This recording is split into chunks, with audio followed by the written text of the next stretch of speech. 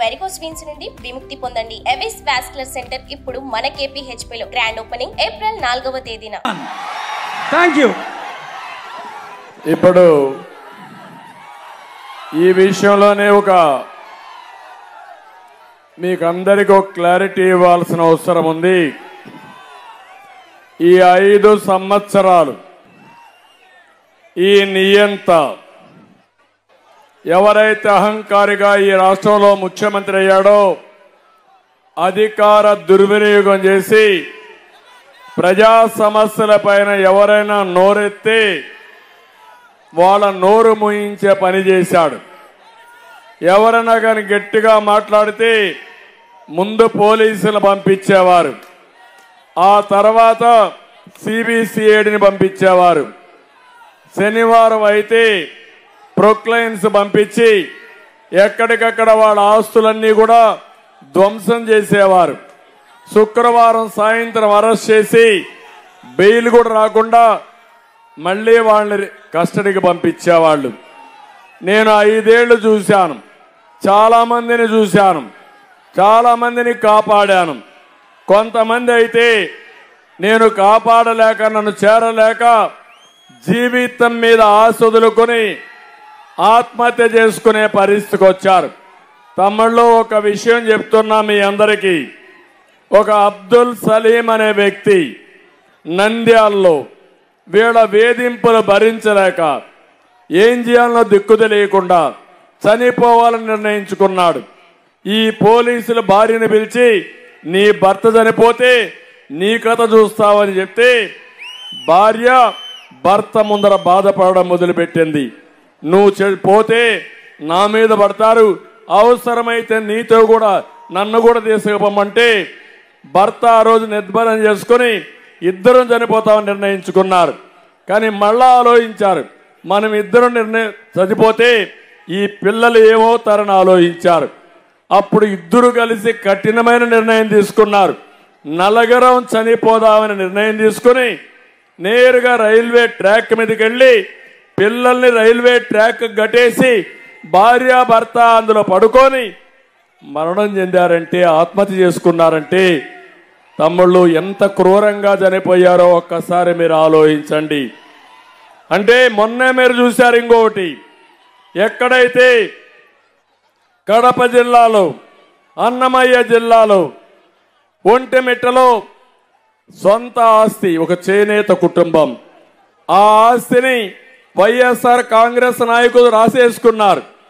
అప్పు కట్టాలి, డబ్బులు లేవు, ఏం చేయాలని ఆలోచించాడు.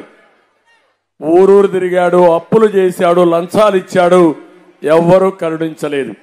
ఇంకా జీవితంలో బతకలేమని నేరుగా పోయి రైల్వే ట్రాక్ కింద పెట్టి ట్రైన్ కింద యాక్సిడెంట్ చనిపోయాడు. దాని కింద ఆత్మహత్య చేసుకున్నాడు. ఆ వార్తని భార్య పిల్ల విషం తాగి చనిపోయారు. ముగ్గురు కూడా ఒకే కుటుంబంలో 2 నెలలకు మునుపు జరిగిందంటే మీరు ఆలోచించాలి. ఈ ప్రభుత్వం ఒక ఘోరమైన ప్రభుత్వం, నీచమైన ప్రభుత్వం, క్రూరమైన ప్రభుత్వం. కొన్ని వందల మందిని పొట్టన పెట్టుకున్న ఈ ప్రభుత్వాన్ని వదిలిపెడతారా తమ్ముళ్ళు అని మిమ్మల్ని అడుగుతున్నా. ఎంతమంది జైలుకు పోయాం, ఏమి నేరం చేశామని జైలుకు పోయాం. పేదవాళ్ళ కోసం ధరలు పెరిగితే నోరిప్పడానికి మాకు అధికారం లేదా? మీ ఆస్తులు ఎవరైనా కబ్జా చేస్తే ఇది తప్పని చెప్పడానికి మాకు హక్కు లేదా? రైతుకు గిట్టుబాటు ధర రాకపోతే రోడ్డు మీదకి వస్తే మమ్మల్ని అరెస్ట్ చేస్తారా మీరు? 5 ఏళ్ళు ఇదే తంతు. ఆ తంతులో భాగమే రఘురామకృష్ణరాజు అని చెప్పి నేను మీకు తెలియజేస్తున్నా. కాబట్టి ఈరోజు పాలకొల్లు సాక్షిగా మిమ్మల్ని కోరుతున్నా, ఈ విషయం రాష్ట్రంలో ఉండే 5 కోట్ల మంది ఆలోచించాలి. ఇది నా ఒక్కడి సమస్య కాదు. నన్నేదో జైల్లో పెట్టారని నేను మీ దగ్గర రాలేదు. నా సమస్య కాకుండా ఇది ఒక రాష్ట్ర సమస్య, ప్రజా సమస్య, మీ పిల్లల భవిష్యత్తు, మీ భవిష్యత్తు అని మరొకసారి మీ అందరికీ తెలియజేసుకుంటూ, అందుకే నేను మిగిలిన విషయాలు మాట్లాడతా. రాష్ట్రం ఎంత అంధకారమైంది, అన్నిటికంటే లా అండ్ ఆర్డర్ లేకుండా ఈ రాష్ట్రంలో ఎవ్వరికీ భద్రత లేకుండా, ఏ ప్రాణానికి కూడా భద్రత లేకుండా, ఏ ఆడబిడ్డ శీలానికి భద్రత లేకుండా, మీ ఆస్తులకు భద్రత లేకుండా పోయిందంటే అది నా ఆవేదన. అందుకే నా పోరాటం. అందుకే మిమ్మల్ని అందరినీ కోరుతున్నా, అందరూ కలిసి ముందుకు రండి.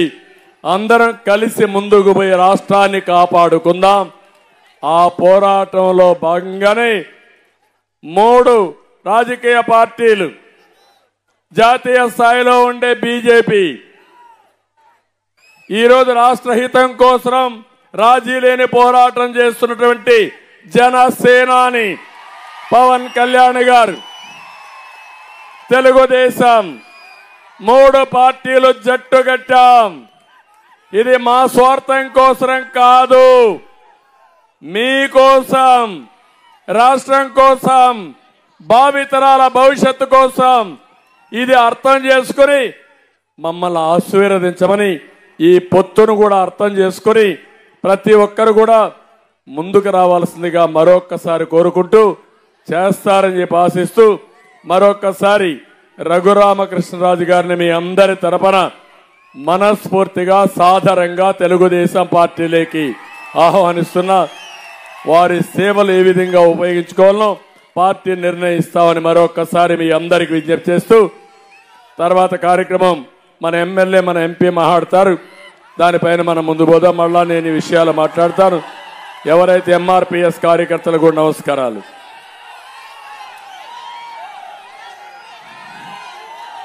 పాలకొల్లు ప్రజాగళం సభనందు మన జాతీయ తెలుగుదేశం పార్టీ అధ్యక్షులు నారా చంద్రబాబు నాయుడు గారికి, వేదిక మీద ఉన్నటువంటి Telugu Desam party, Bharatiya Janata party, Janasena party నాయకులకు, వేదిక ముందున్నటువంటి నా కుటుంబ సమానులైనటువంటి నా సోదర సోదరీమణులకు అందరికీ ముందుగా నా హృదయపూర్వక నమస్కారాలు మీ అందరికీ కూడా తెలియజేసుకుంటూ ఉన్నా.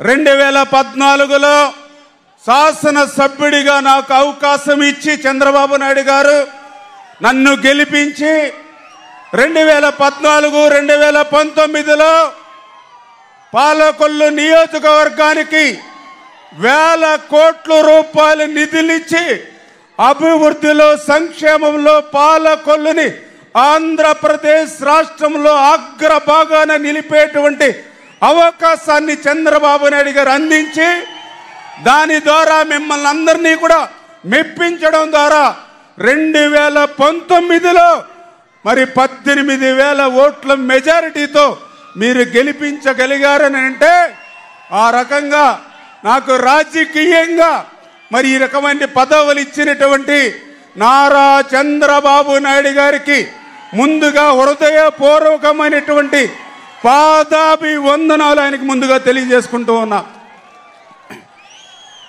మీ బిడ్డగా, ఈ పాలకొల్లు బిడ్డగా మిమ్మల్ని అందరినీ అడుగుతూ ఉన్నా. ఆ రోజు అధికారంలో ఉన్నప్పుడు చంద్రబాబు నాయుడు గారి సహకారంతో ఈ నియోజకవర్గాన్ని అభివృద్ధి చేశా.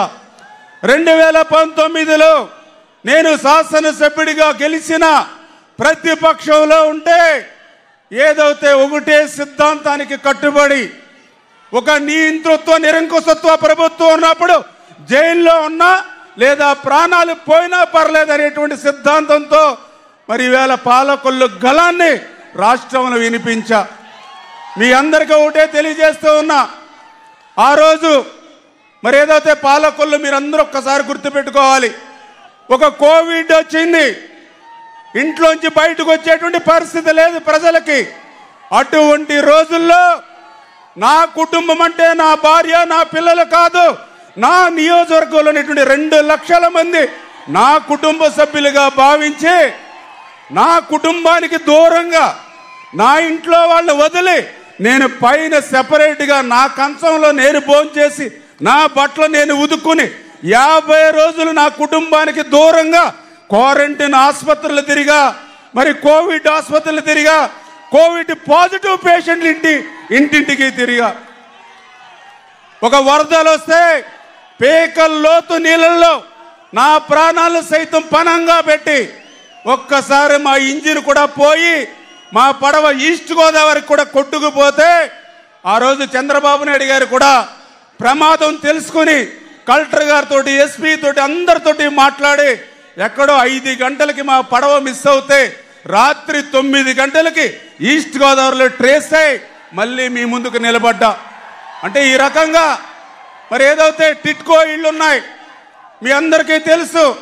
ఆ రోజు మండు టెండలో 240 కిలోమీటర్లు సైకిల్ మీద విజయవాడ దాటి అమరావతి అసెంబ్లీకి వెళ్ళానంటే ఎవరి కోసం వెళ్ళా? మండు టెండలో ఎవరైతే సుమన్ టీవీలో మీ పర్సనల్ అండ్ బిజినెస్ ప్రమోషన్స్ కోసం కింది నెంబర్కి కాంటాక్ట్ చేయండి.